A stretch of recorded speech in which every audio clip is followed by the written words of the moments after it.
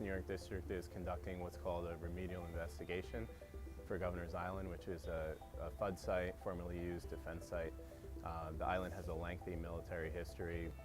The Army was here from approximately the Revolutionary War through the 1960s, and then the Coast Guard was here until the 1990s. So what we're doing here is basically surveying the surrounding waters of the island to see if we find what's known as munitions and explosives of concern.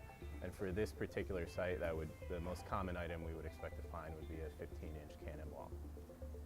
So to expand more on the Army's lengthy history on the island, the initial presence was as a defense of the harbor, and that was used during the Revolutionary War, during the War of 1812, and a little bit after that.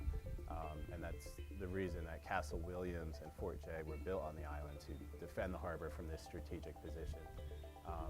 Both of those forts were outfitted with various types of cannons, thus why we might expect to find munitions and explosives of concern, particularly cannonballs at various spots on or around the island.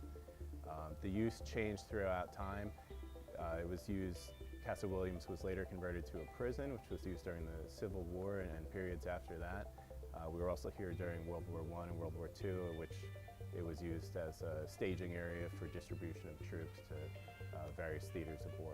The FUDS program, or formerly used defense site program, is basically a cleanup action where we investigate various sites that have fallen under that program to determine the nature and extent of munitions and explosives of concern at those particular sites. For this particular site at Governor's Island, we are conducting our remedial investigation around the island. We have teams of divers in the water that are surveying various areas, particularly where there's a pier that had a historical use, or areas where there used to be a pier that had a historical military use.